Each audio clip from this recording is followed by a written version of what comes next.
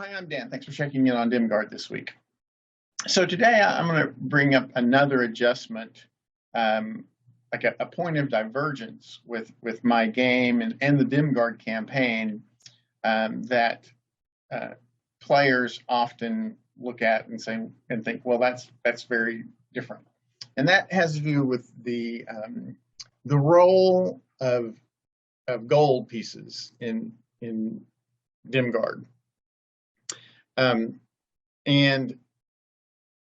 So first, I'm going to go into a little bit of the history of gold pieces within Dungeons & Dragons, and then we're going to look at how that impacts the current state of the game. I'm going to render some opinions that I have about gold pieces. We're going to look at some of the history of currency in the real world, particularly in the Dark Ages and Middle Ages, and then I'm going to discuss briefly about why I have my opinions on gold pieces in D&D 5th edition.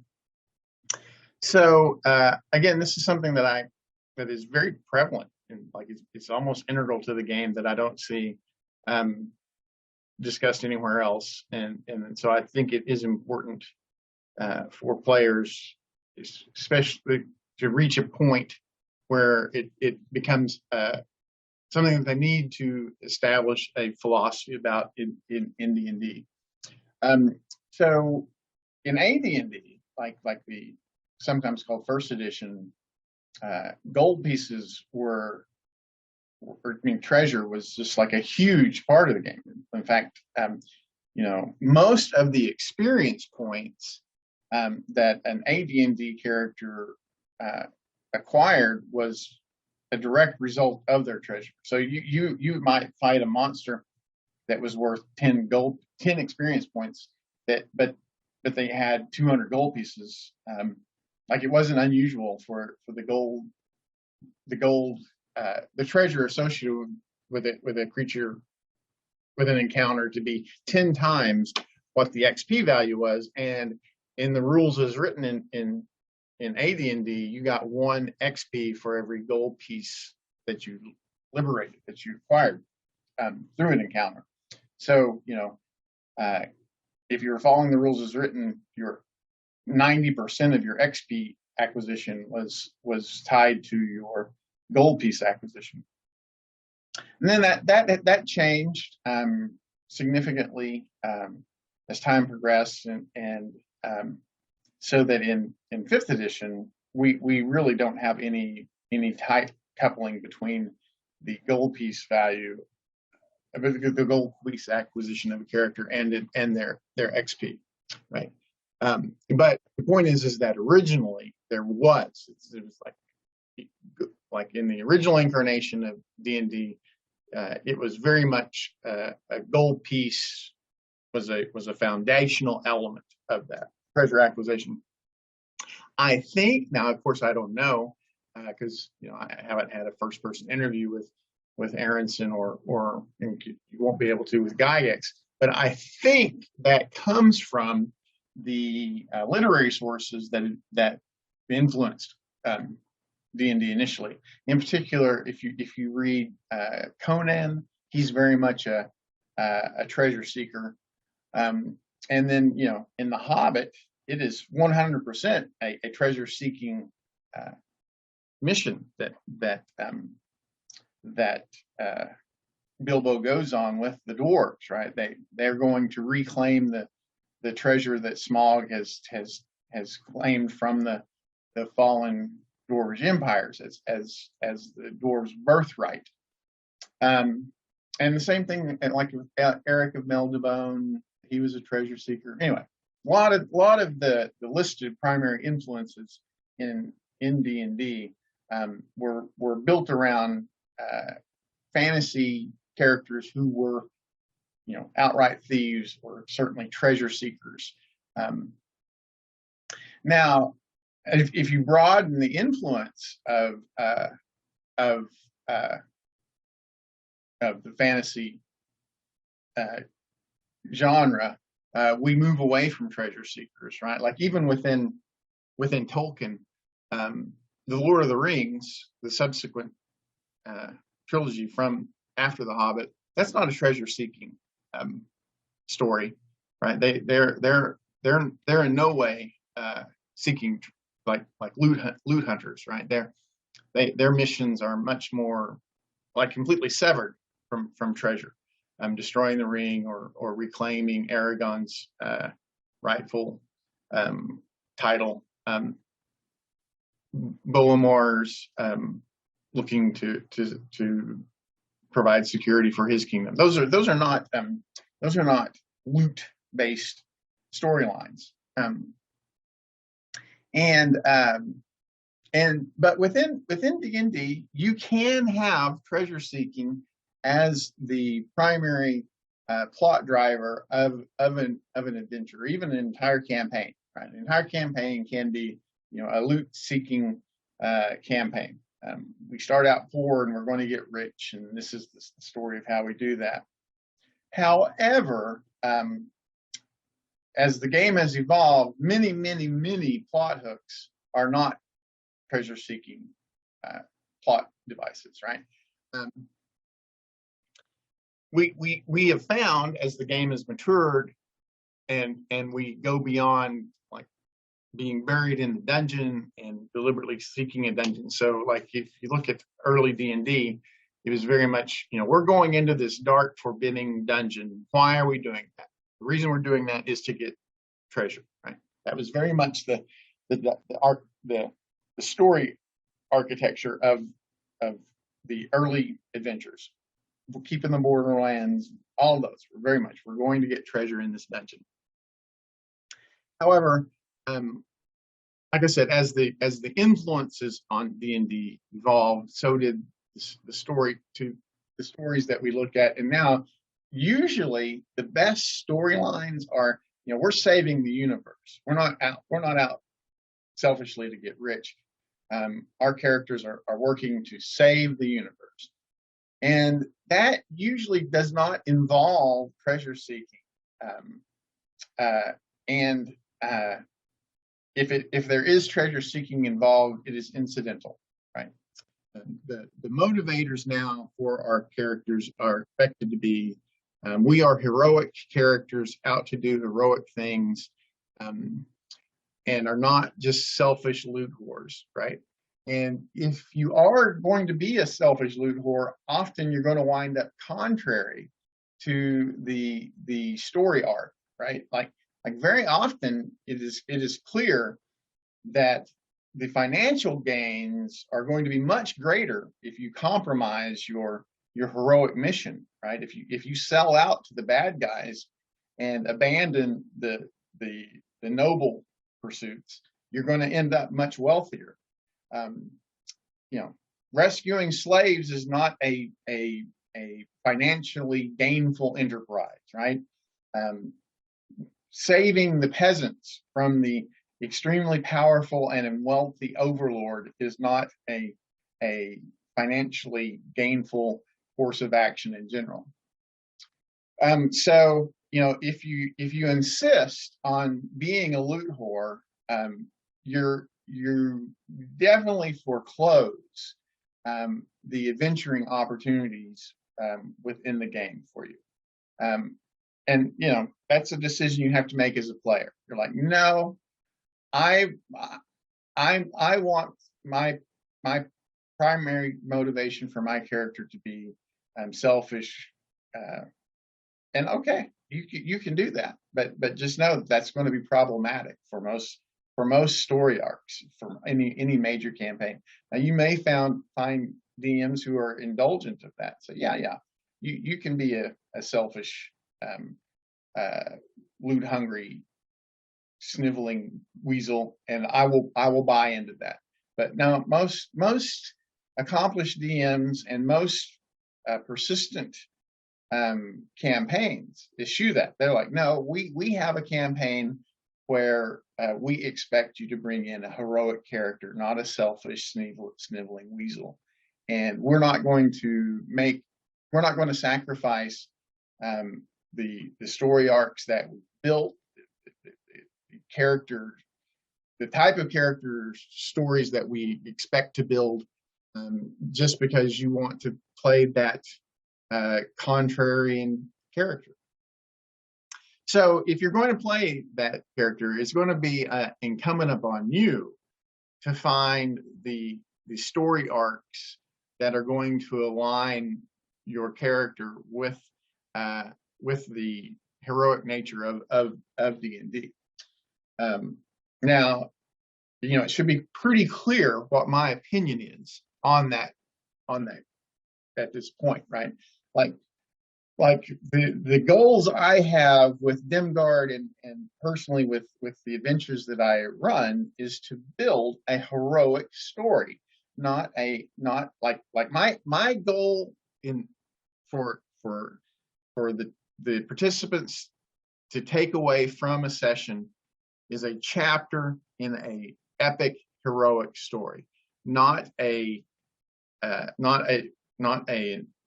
scenario of where we successfully connived and stole and cheated our way to financial gain, right? There's enough of that in the real world. I'm not looking for that in my D&D session.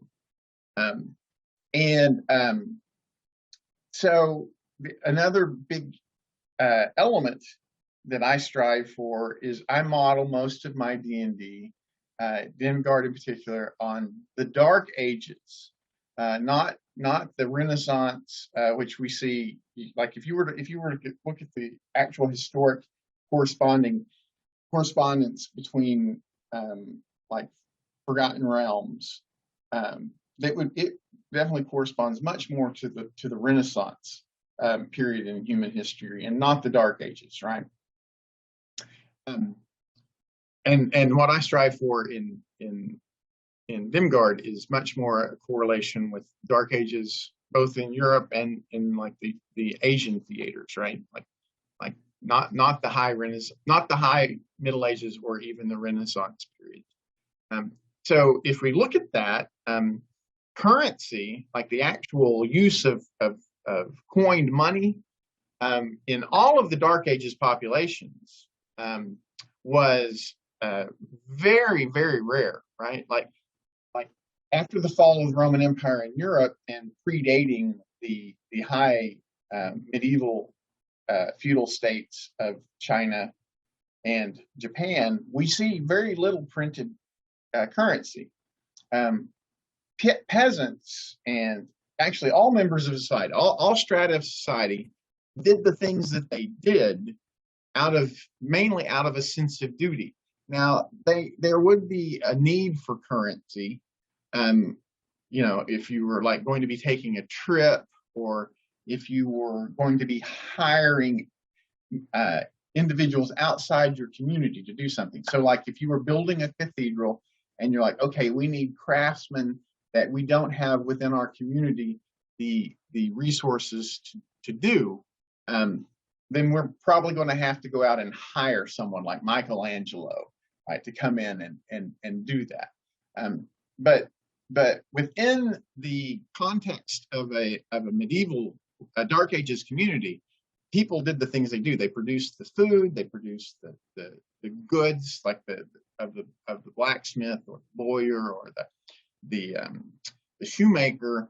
They did those out of a sense of duty, and then they would share those with the community in exchange for what the community was sharing with them, usually under the oversight of a noble, like a count or a lord of some kind, who would manage, like, you're going to produce this much. You are a shoemaker. You're going to produce this many elements of footwear, and and I'm going to keep a large percentage of that and distribute it as needed within the community. And in return, I'm going to make sure that you get the food and protection that you need to keep doing that in perpetuity. And in order to keep that going, you have the right to bring in an apprentice, so that whenever, as a mature, sanctioned craftsman, so that your craft work can continue for the good of the community in perpetuity. like apprentices were not there as it's not like apprenticeship or internships today, where apprentices were like, oh, okay, I'm looking for a financially rewarding career, so I'm going to go work at a in a financially disadvantaged position until that. No, apprenticeships in the dark ages were a matter of the individual's survival and the community's survival. So apprentices were assigned to senior craftsmen, and senior craftsmen basically treated them like slaves, with the idea that they were conveying their craftsmanship to those apprentices, so that once that craftsman died, usually at a very early age, the community would still have those craft skills that it needed to keep going. Right now, whenever urbanization, like particularly after the Black Death, you know, gutted the labor market, and so urbanization occurs as well, and in those, and so you have the rise of currency as a medium of exchange, right? Like the entire purpose of currency was like, you know, I no longer need a lord, a nobility figure managing those transactions, like where I'm exchanging the footwear that I create for food and clothing, and now we can have an established medium of exchange where everybody is trading their excess for a common medium of exchange, and then that becomes managed. That goes to manage how we now, you know, and that broke down at times early on in like you have the labor acts under Edward III, because using currency as a medium of exchange was not satisfactory. People were like, no, I'm not going to work for that medium of exchange, doing the thing that the community needs, right? So anyway, in Dimgaard, like in my games, what I have found is that really pushing currency, actual gold pieces like minted, like coinage, to the sideline, to the back burner, and having it much more as a situation where the reason that people do the things they do is because of obligations, like social obligations that they have, feudal obligations that they have, lends itself to much less bookkeeping, right? Like you know, you don't have players who are like, okay, I've got to save up, I've got to do the accounting and save up for these things, right? And instead, you're like, no, my adventurer, my PC is a hero of the realm, and so people are going to support him in that endeavor. And it's not really a matter of financial accounting. It's a matter of we're doing things that are heroic for the good of the community.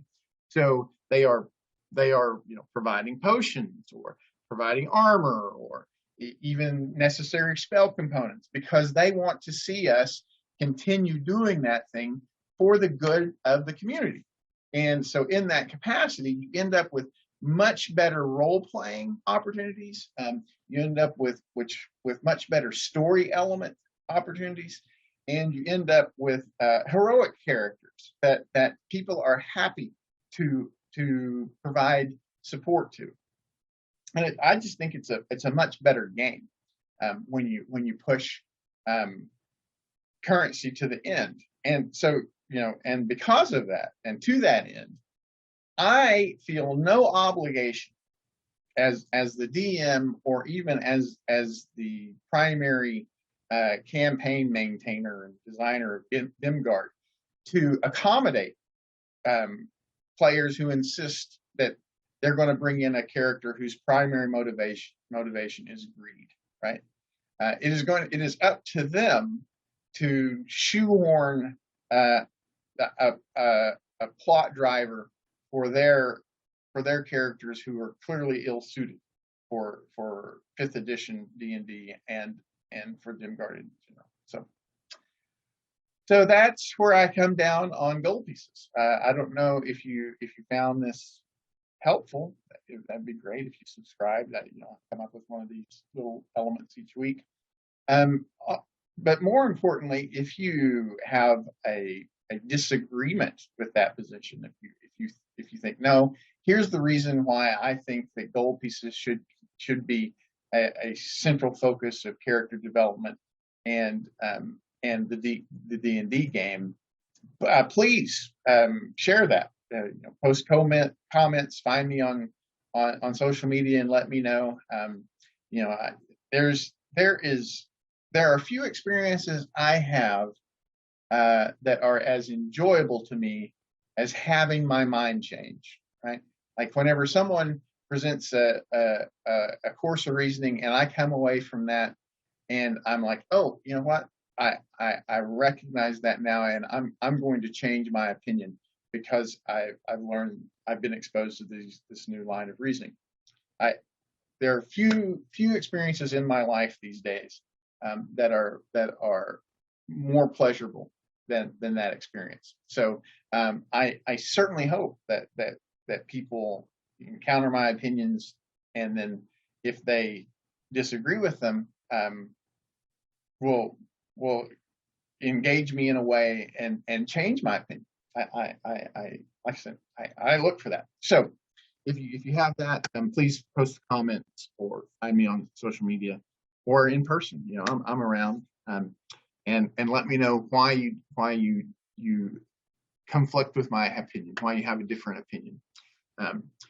And until those happens, I hope you'll tune in again to my little weekly discourses here, and that you enjoy the game of Dungeons and Dragons thoroughly. So thanks for tuning in, and hopefully I'll see you next time.